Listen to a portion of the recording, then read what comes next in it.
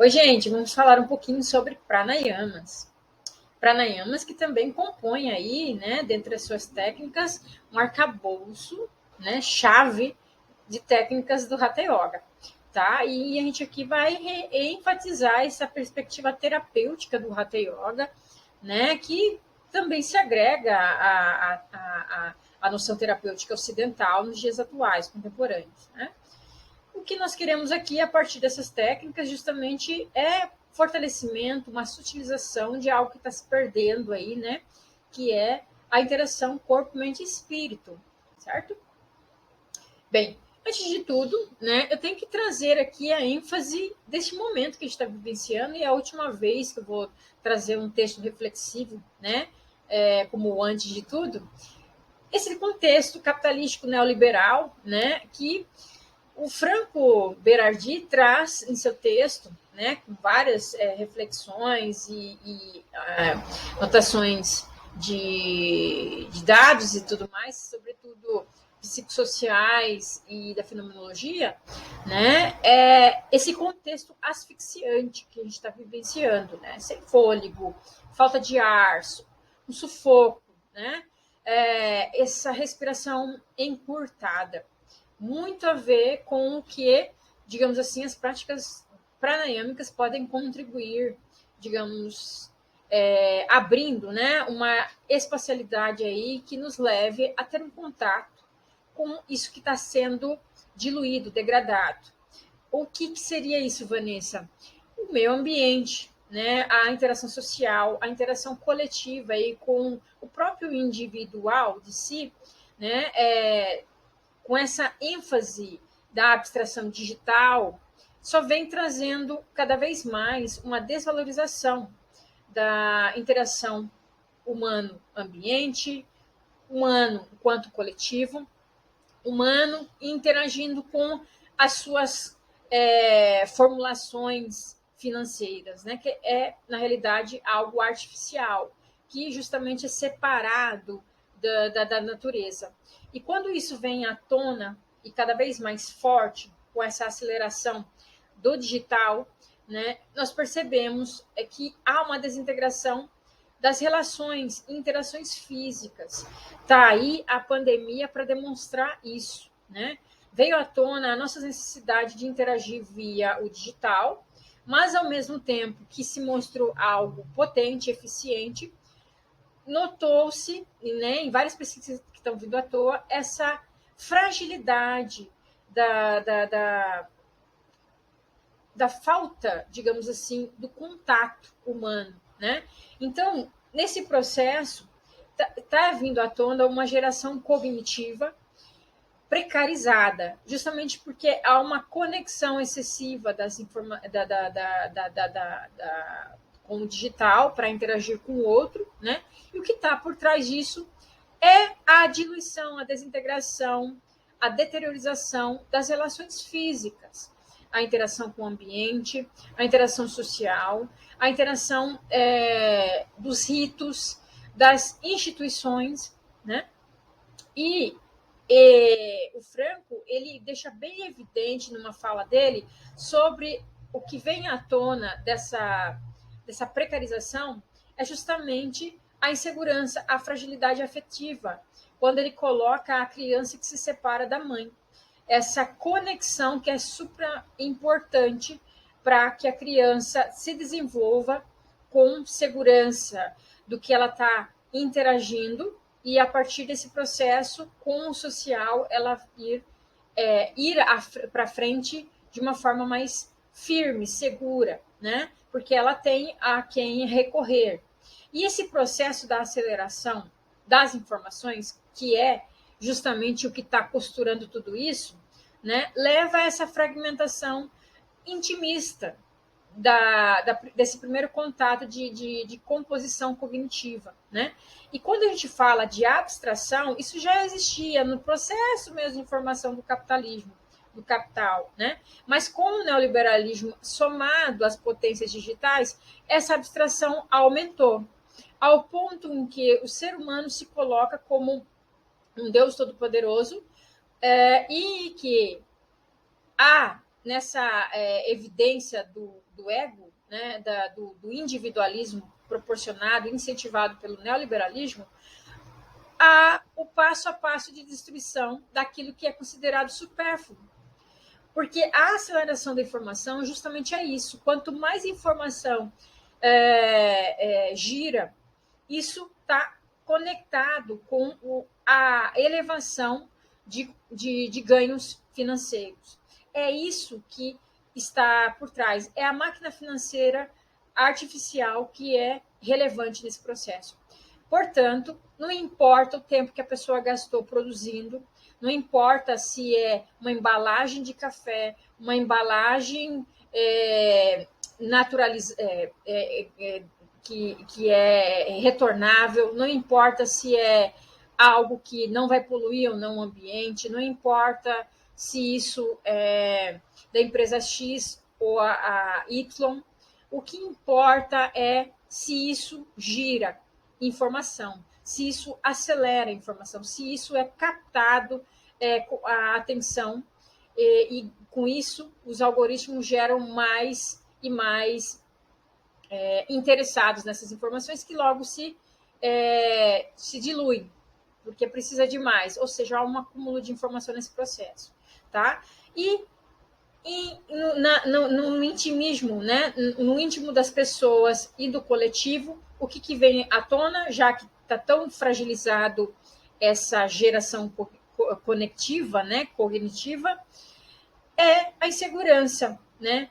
A fragilidade afetiva, que não precisamos nem nos ater a diagnóstico, mas ao medo, ao pânico, à ansiedade, a desatenção excessiva, a exaustão, né, por essa autocobrança voluntária nesse processo neoliberal.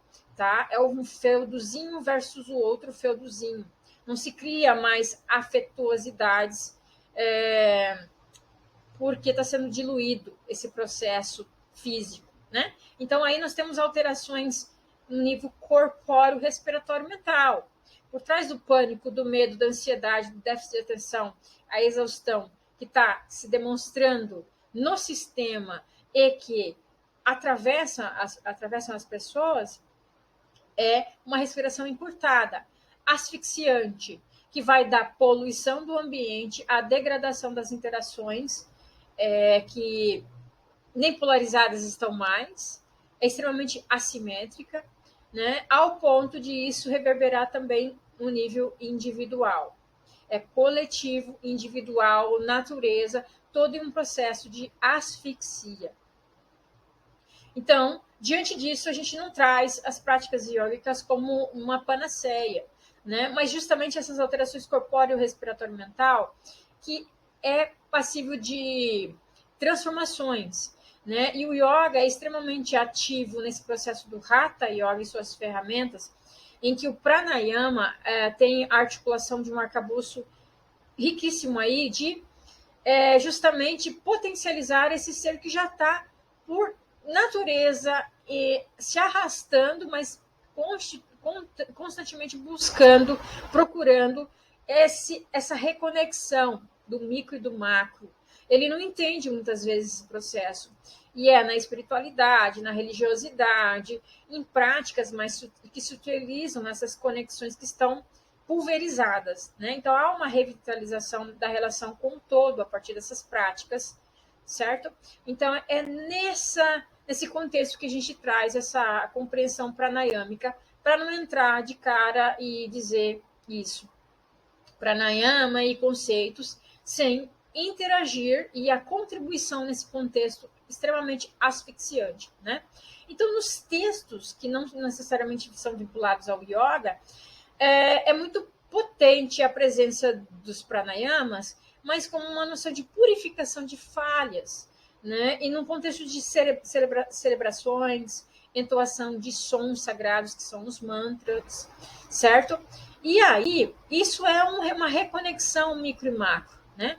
A palavra pranayama em si, ela está vinculada justamente com respiração, por isso que eu já vim falando sobre isso, sobre o fôlego, né?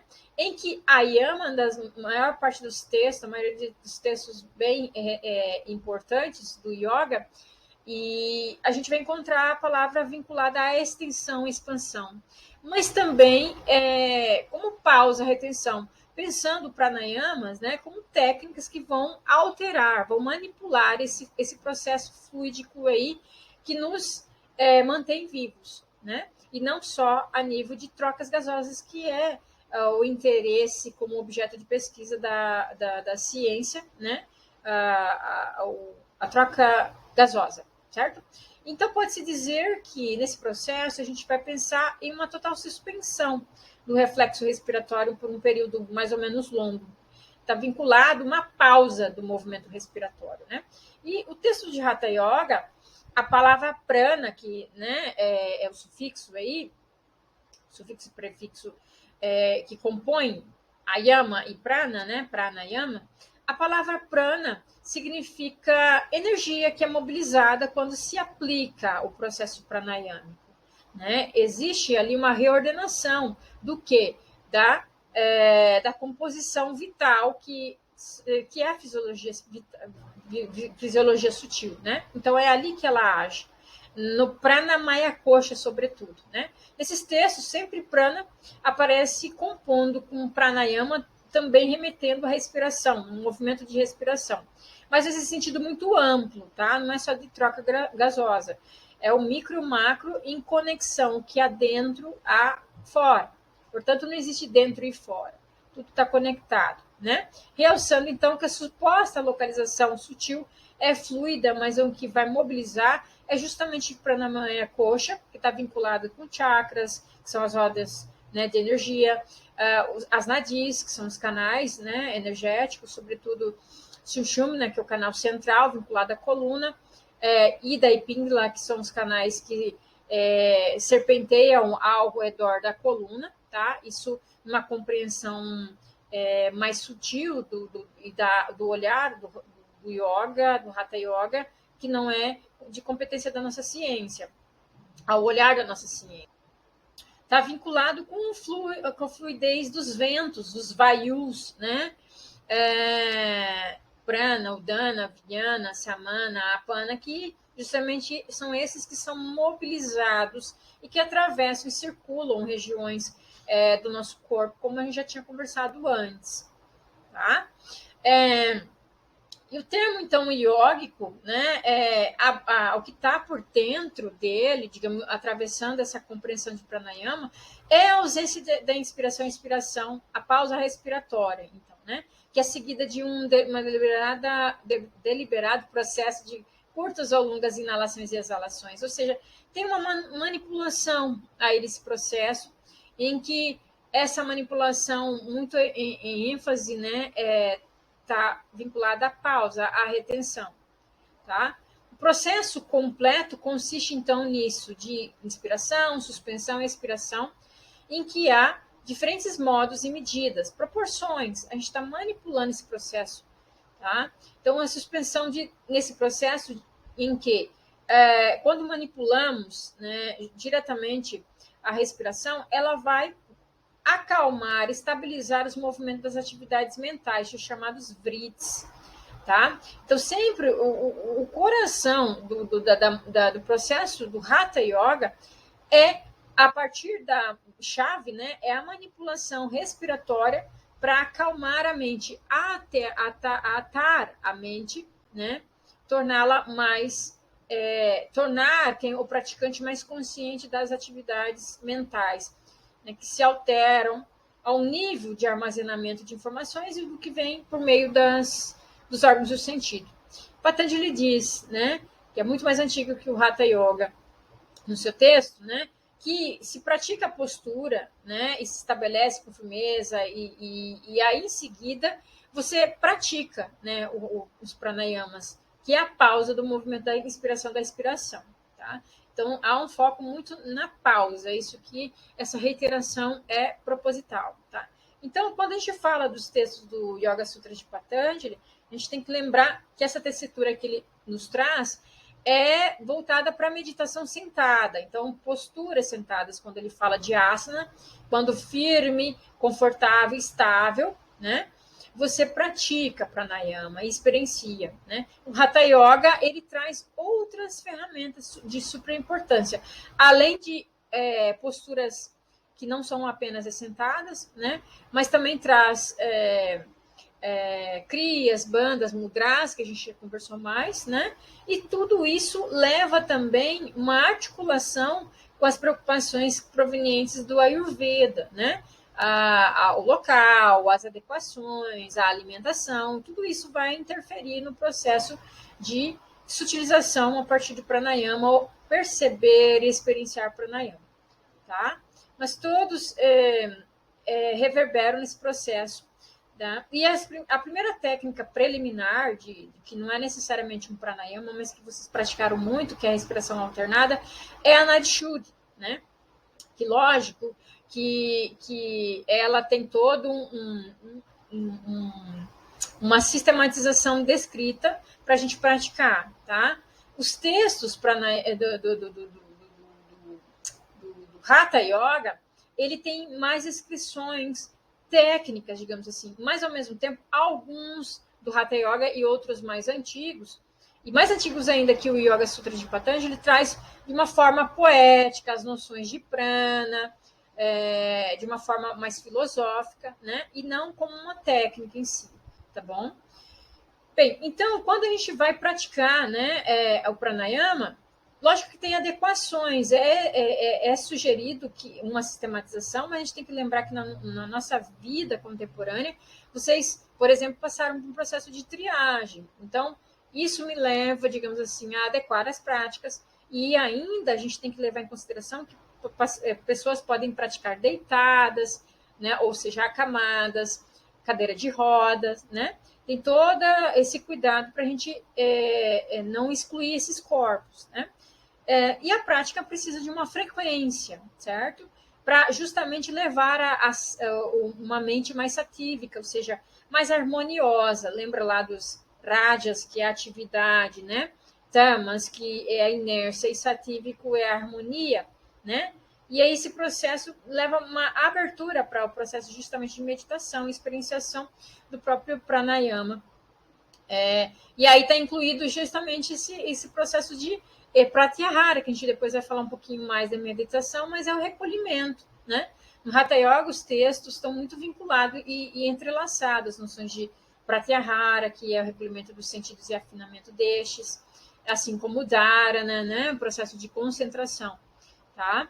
Bom, a gente reitera todo esse processo também trazendo as compreensões e estudos do professor Bowley, justamente que o Dr. Bowley ele trabalha de uma forma científica sem tirar o pé, digamos assim, dos textos tradicionais, sobretudo o Yoga Sutra de Patanjali e os textos de Hatha Yoga, né? Então, ele reconhece que a nossa sociedade é extremamente materialista, desatenta, né? E como experienciar algo extremamente sutil como o corpo vital, prânico, né?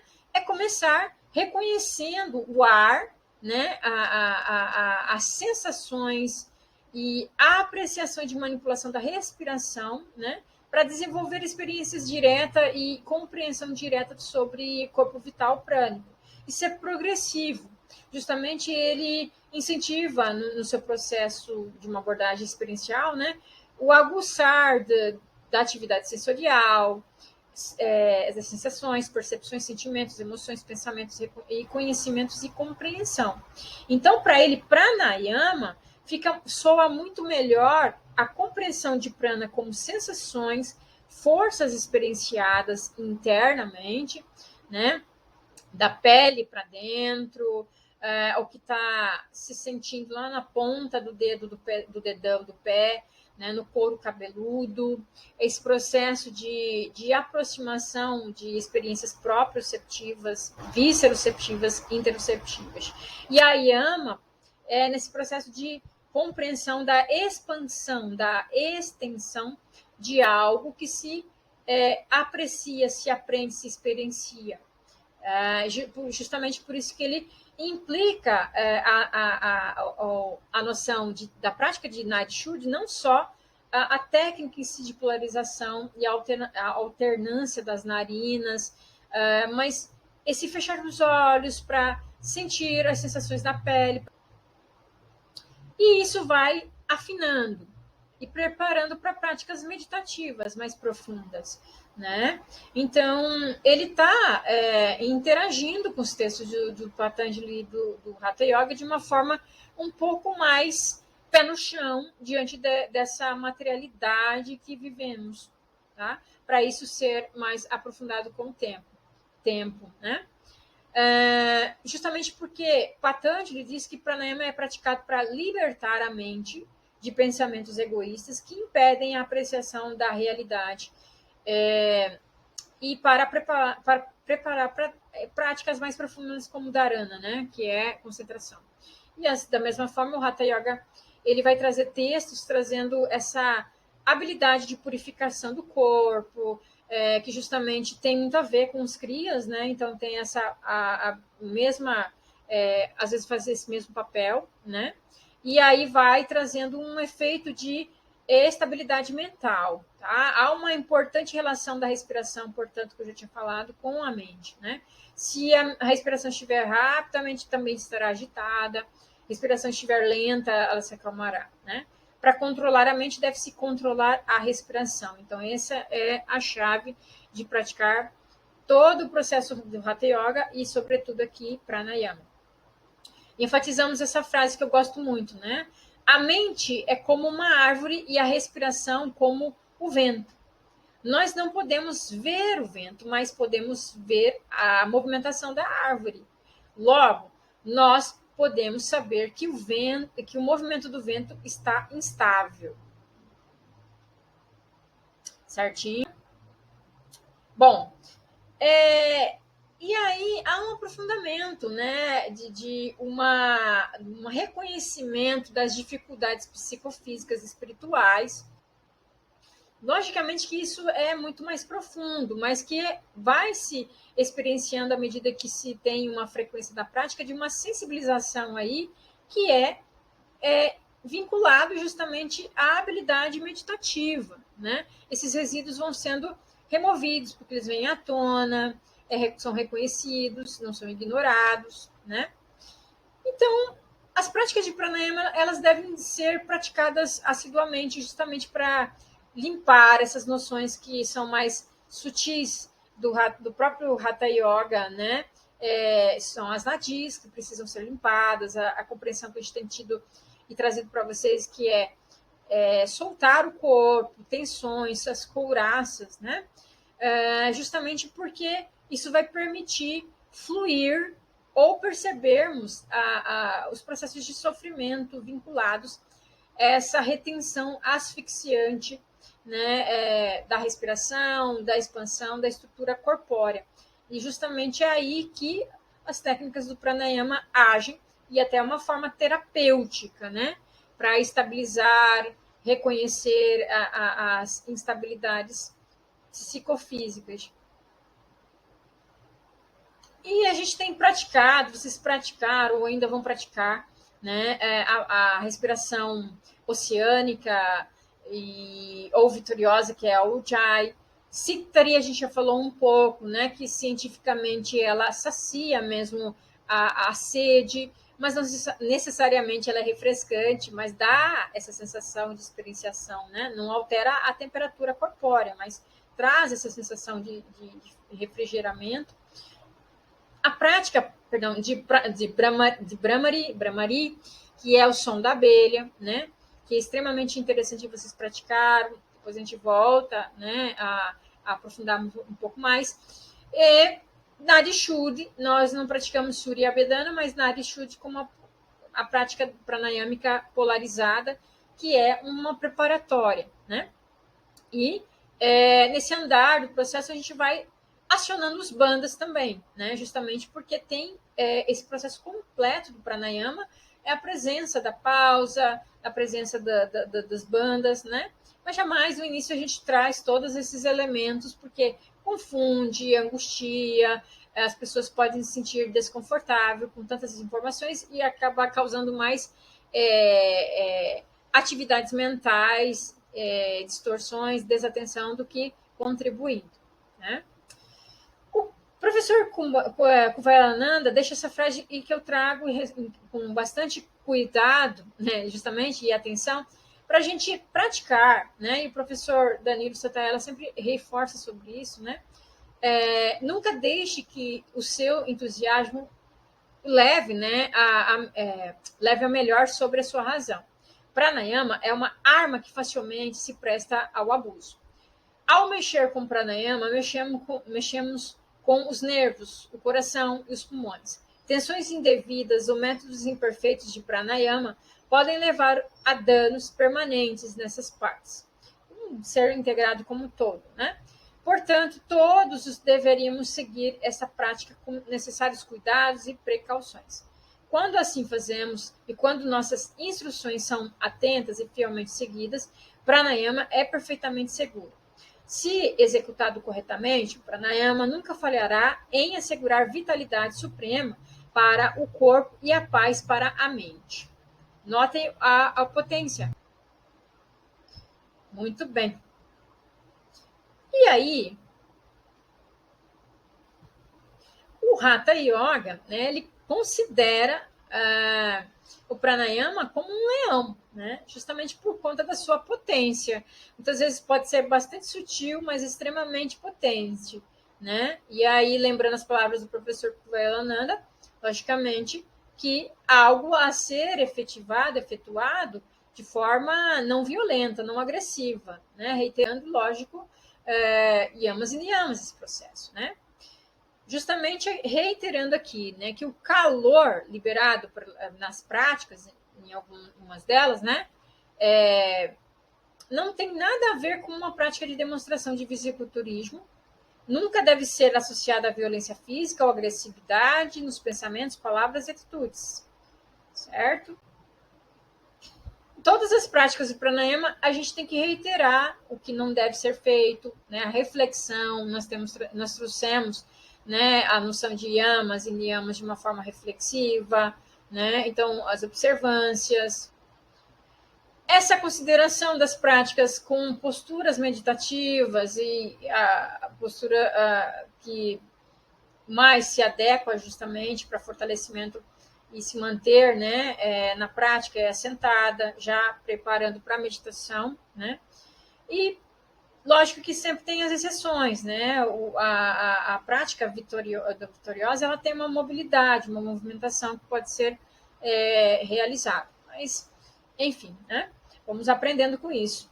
E sempre com essa noção integrada às outras práticas prévias, né? Para que realmente seja mais potencializada o seu processo. Bem, e isso vai nos conduzir, logicamente, que é um processo de concentração, recolhimento dos sentidos, nesse processo da meditação, né? Recolhimento do sentido, concentração, a atenção plena, meditação progressiva, né? A experienciar mais profundamente o que chamamos de samadhi, né? A vivência da dissolução, à medida que a gente vai maturando esse processo, né? Nosso, ao menos, o processo de concentração, a gente vai estimulando em vocês, motivando, né?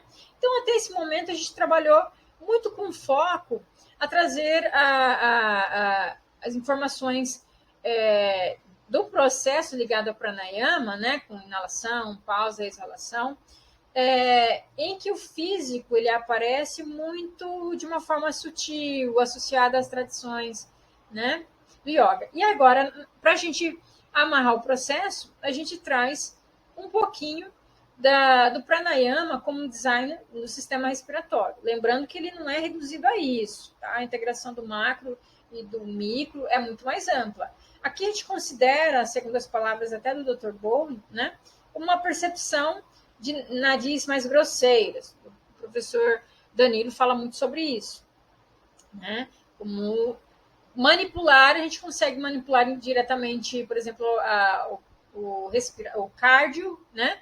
A partir do respiratório. Então, vamos focar a atenção naquilo que a gente pode manipular, para experienciar, alterar, né? Ou, ao menos, potencializar as interações de sensibilidade, percepção, né? Então, a gente tem que levar em consideração e todo cuidado nas práticas, né?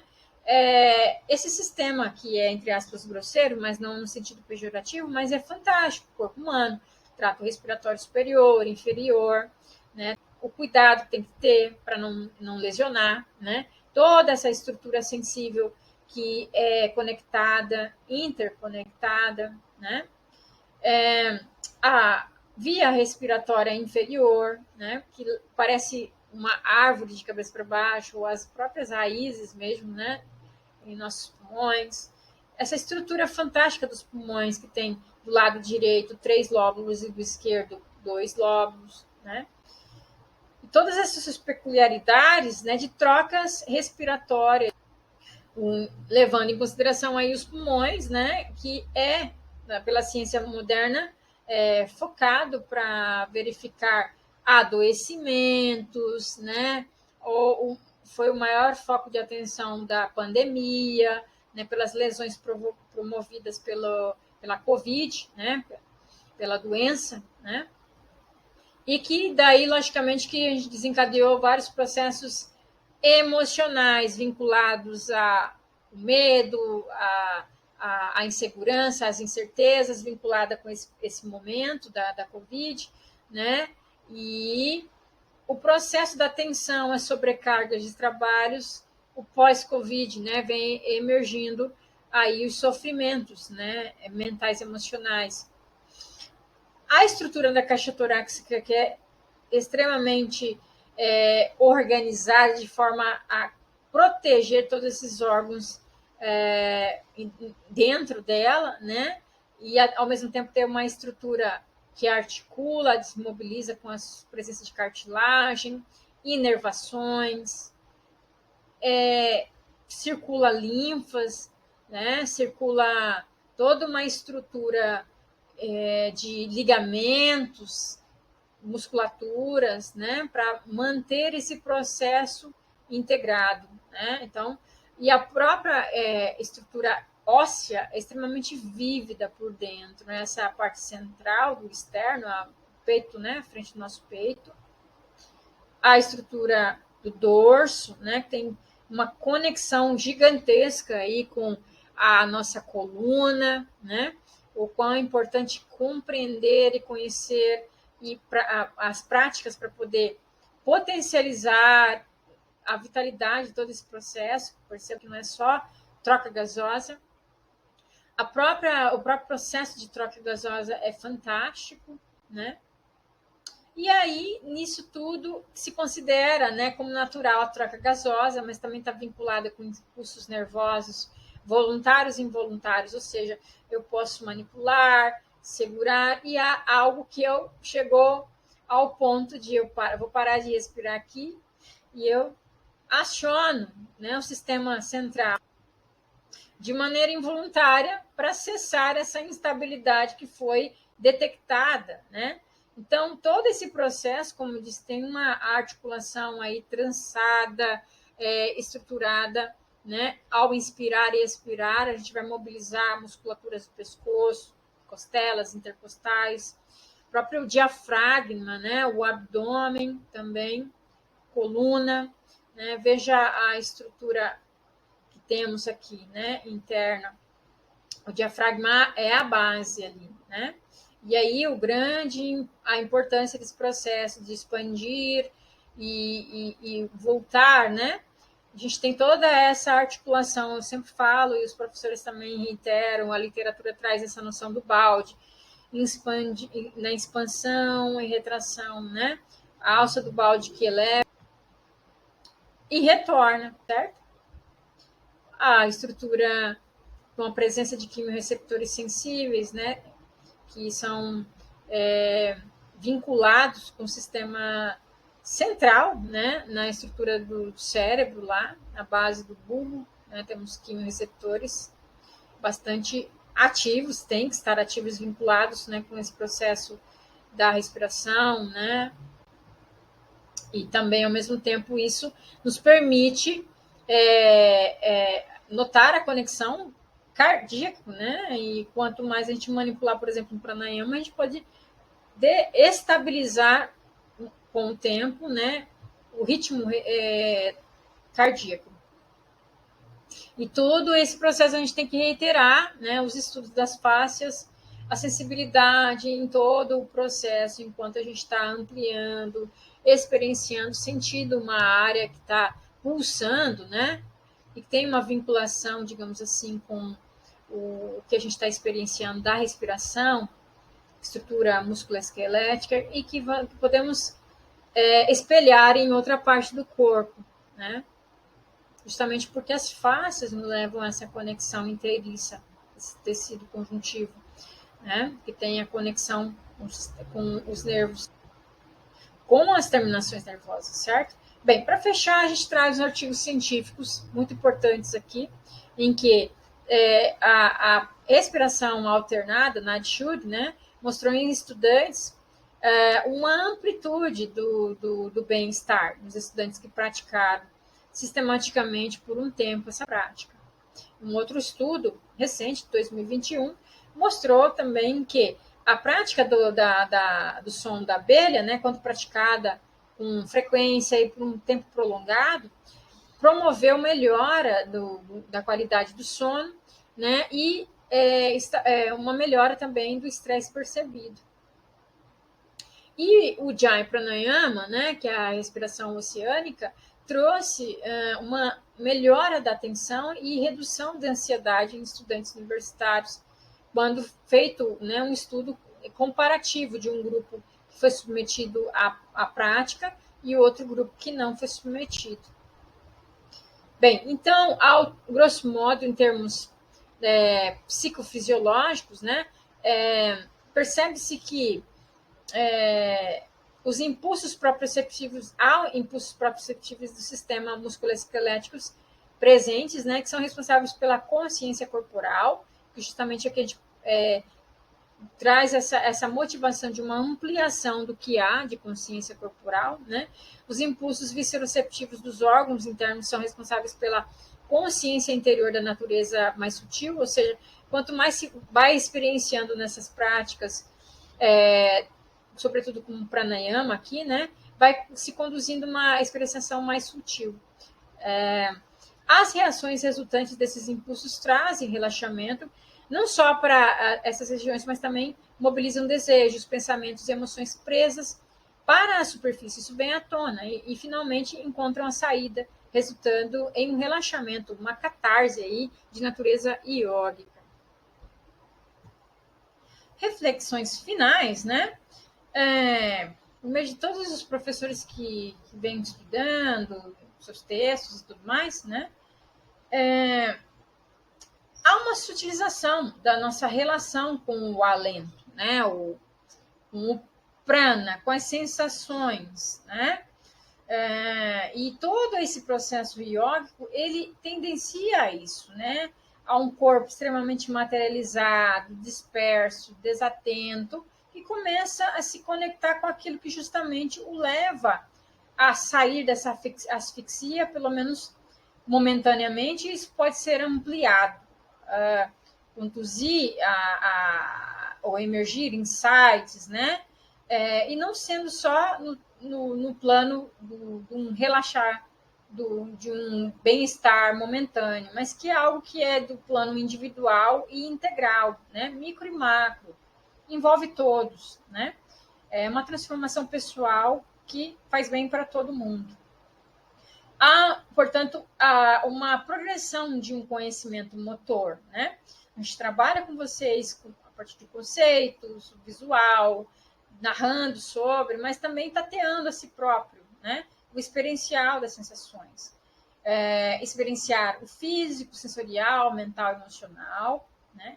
Naquele momento em que se pratica, movimentos, ritmos, pulsos, para abrir espaços para uma revitalização da intuição, das relações íntimas com a respiração, esta que é o elo entre o físico e o sutil. Sutilização que propicia, digamos assim, um estado meditativo, né? E que, por fim, podemos, num processo, né, integral da prática de yoga, deitar e relaxar em Shavasana, né, postura do relaxamento, e silenciar ou escutar, parar, experienciar aquilo que ecoa perante ao silêncio, proveniente de uma prática, né? Então é isso, gratidão, namastê.